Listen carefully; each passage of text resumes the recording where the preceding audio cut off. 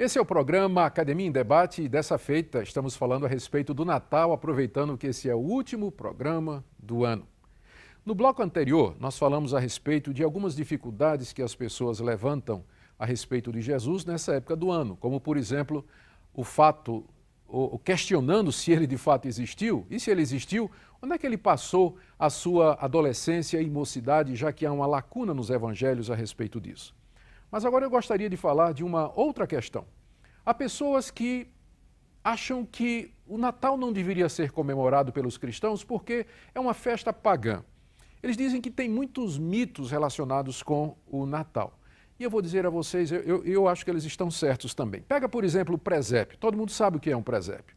No presépio você tem lá Maria e José, o menino Jesus deitado numa manjedoura, 3 reis magos trazendo ouro, incenso e mirra, ao lado estão os pastores e cercados por animais domésticos. Mas será que esse quadro ele representa a realidade que nos é apresentada pela Bíblia? Eu acho que não. Em primeiro lugar, os reis magos, a Bíblia não diz que eles eram reis, não diz que eles eram 3, e quando eles vieram visitar Jesus, foi somente 2 anos depois que Jesus nasceu. Portanto, representar os magos como 3, com coroas na cabeça, ao lado dos pastores, de fato é uma imprecisão histórica, porque os pastores visitaram Jesus lá em Belém, no nascimento de Jesus, e os magos vieram do Oriente e já visitaram Jesus em Nazaré, quando ele tinha 2 anos de idade. Uma outra coisa que se questiona a respeito do Natal é a figura de Papai Noel. E, de fato, Papai Noel não tem nada a ver com o Natal. Eu lhe garanto que Papai Noel não estava lá quando Jesus nasceu. Papai Noel é uma figura que se introduziu no Natal e que tem origem na Europa, no Santo Nicolau, ou São Nicolau, que era uma figura muito conhecida que, nessa época do ano, em dezembro, ele costumava distribuir mimos e presentes para as crianças carentes. Na Holanda, por exemplo, ele é conhecido como Sinterklaas e a festa dele é 6 de dezembro. Por causa dessa associação com o Natal, Papai Noel entra como parte da figura, de uma figura popular, junto com o nascimento de Jesus, mas não tem absolutamente nada a ver com a pessoa de Jesus, e nem a famosa árvore de Natal também, que é agregada a todo o imaginário do Natal pela cultura popular, e muito menos a troca de presentes, que talvez se baseie no fato de que os magos levaram presentes para Jesus. Daí vai uma longa distância para que nós troquemos presentes entre nós. Se fôssemos seguir a figura, nós teríamos que dar presentes a Jesus. E que presente maior do que a nossa própria vida. Mas tem uma outra coisa também que se questiona a respeito do Natal, que é a data de 25 de dezembro. Porque fato é que essa data foi estabelecida pelo imperador Constantino, no século IV, quando ele declarou o Império Romano como sendo oficialmente cristão, porque não podia mais considerar o cristianismo como uma religião proscrita, dado ao seu crescimento e a influência do cristianismo, inclusive dentro da própria corte do imperador. Vencido pelo poder do cristianismo, Constantino então declara que o seu império é cristão. Só que havia um problema. O paganismo era muito forte no Império Cristão. E eles adoravam o Sol. Havia uma festa ao Deus Sol, chamado de Saturno, que era a festa da Saturnália e que é comemorada em 25 de dezembro.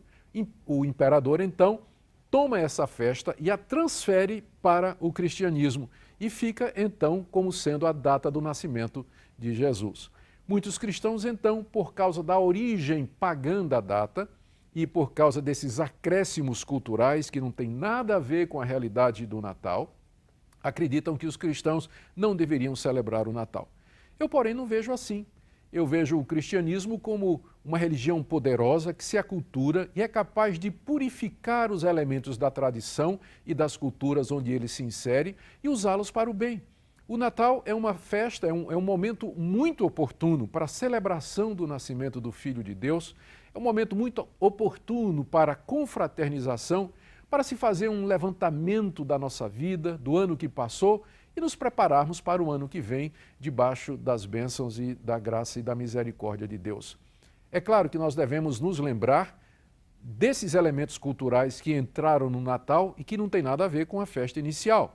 Não devemos mentir aos nossos filhos dizendo que Papai Noel existe. E podemos então aproveitar estes elementos e usá-las como ponte de contato para falar a respeito do real sentido do Natal.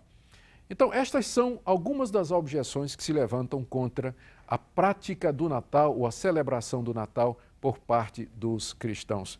Eu não creio que nenhuma delas tenha qualquer validade, mas apenas servem para nos alertar, para não misturarmos as coisas. Mas isso levanta a questão que nós vamos ver agora no último bloco. Qual então o sentido do Natal? Por que comemorá-lo? Por que essa festa é uma festa de natureza mundial? Por que no mundo todo milhões de pessoas nessa época do ano começam a cantar hinos natalinos, trocar presentes, se preparar, ter uma celebração em família, falar de boa vontade, de amor, de perdão e de reconciliação? A que se deve tudo isso? Fique conosco. No próximo bloco falaremos do verdadeiro sentido do Natal. Eu creio que o significado do Natal está muito bem contido no nome do aniversariante, Jesus. No Evangelho de Mateus, no capítulo 1, nós temos o relato da Anunciação, em que um anjo aparece a Maria, aparece a José e diz que a sua esposa Maria está grávida, dará à luz um filho que é o Filho de Deus e que o nome dele deverá ser Jesus. E o anjo explica, porque ele salvará o seu povo dos seus pecados. O que tem Jesus com salvação de pecados? Por que esse nome dado pelo anjo por ordem de Deus?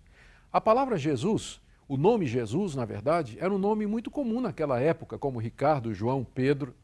Não era um nome especial, mas era um nome grego que é a tradução do nome hebraico Josué, que vem do verbo grego yashar, que significa salvar. Então, Josué significa aquele que salva, em hebraico. E a tradução para o grego é exatamente Jesus. Então, Jesus significa aquele que salva ou salvador. Foi por isso que o anjo disse que o nome do filho de Maria deveria ser Jesus, porque ele salvaria o seu povo dos seus pecados. Quando nós pensamos nessa expressão do anjo, ele salvará o seu povo dos seus pecados, a primeira pergunta que nos vem à mente é: nós precisamos de salvação dos nossos pecados?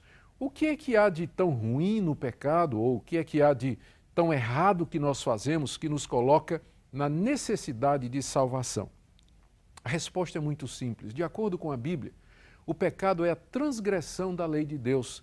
Significa você fazer aquilo que Deus disse que você não deveria fazer e você deixar de fazer aquilo que Deus disse que você deveria fazer. Por exemplo, os 10 mandamentos. Quando Deus diz assim, não terás outros deuses diante de mim, na hora que você adora outros deuses, você quebrou a lei de Deus e cometeu pecado. Mas a lei de Deus também diz, respeite o seu pai e sua mãe, respeite as autoridades. Quando você desrespeita seu pai e sua mãe, quando você ofende seu pai e sua mãe, você quebrou a lei de Deus e cometeu pecado também. Para sermos honestos, não existe pessoa alguma que tenha jamais cumprido a lei de Deus com perfeição. Todos nós fazemos o que Deus diz que não deve ser feito ou deixamos de fazer aquilo que Ele diz que nós devíamos fazer. Não há nenhuma pessoa que com perfeição cumpra os mandamentos de Deus. É por isso que a Bíblia diz, todos pecaram, não há um justo, nenhum sequer. O problema é que o pecado traz uma consequência. E a consequência é essa, que ele nos afasta de Deus e nos coloca debaixo do justo juízo de um Deus santo e verdadeiro.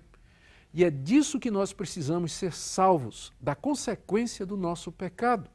E a consequência é a morte e a condenação eternos por causa da nossa incapacidade de obedecer a Deus, incapacidade essa voluntária, porque nós pecamos porque queremos.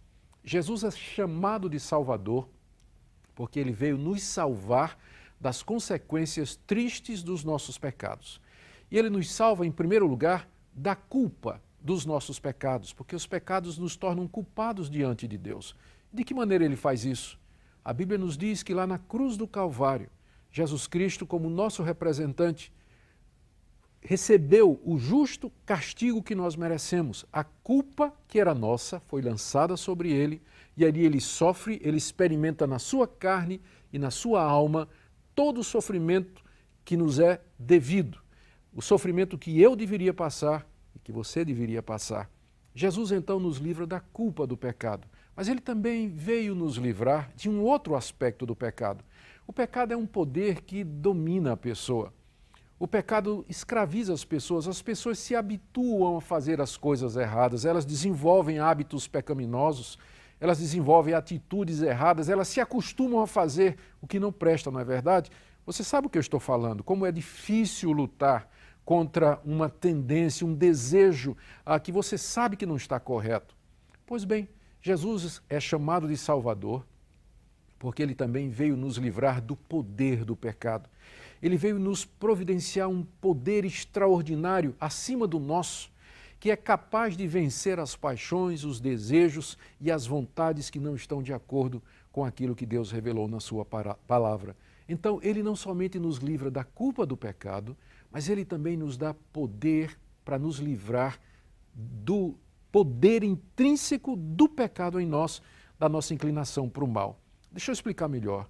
A Bíblia diz que ele ressuscitou dos mortos para uma nova vida. Ele ressuscita com o poder da vida eterna. Quando nós estamos unidos a Jesus, o poder da ressurreição vem a nós e nós podemos dominar essa tendência que está em nós. Mas há um terceiro elemento. O pecado está em nós, está em mim, está em você. Nós não temos como nos livrar dele. Vamos estar nessa briga até o último dia da nossa existência. Mas Jesus um dia nos livrará da presença do pecado. Porque quando ele ressuscitou dos mortos, ele ressuscitou para uma nova vida perfeita, onde o pecado não existe mais. E ele prometeu que um dia ele também ressuscitaria os que são seus e lhes daria um corpo perfeito, imortal, incorruptível, sem a presença do pecado. Portanto, ele é um Salvador completo. Ele salva da culpa do pecado, do poder do pecado e da presença do pecado. É por isso que a gente celebra o Natal. É por isso que nós nos alegramos no Natal. É por isso que o nome dele é Jesus. E é por isso que eu lhe peço que nesse final de ano, na época do Natal, quando você estiver com sua família, quando você estiver lá naquela ceia gostosa, trocando presentes, ou com seus amigos, celebrando o Natal de alguma maneira, pare para pensar nisso. Não somos nós que estamos dando presentes uns aos outros, mas é Deus que nos deu um presente. E esse presente é Jesus, o Salvador. E que seja um momento muito especial na sua vida, porque você sabe tão bem como eu que você é um pecador, como eu sou também, e que nós precisamos de salvação, precisamos de perdão e de libertação. É esse o espírito do Natal. Muito obrigado pela sua audiência ao nosso programa durante esse ano. Desejo um Natal feliz e abençoado para você e um ano novo cheio de bênçãos, sob a proteção de Jesus, que nos livra da culpa, do poder e da presença do pecado. Até o ano que vem. Deus o abençoe.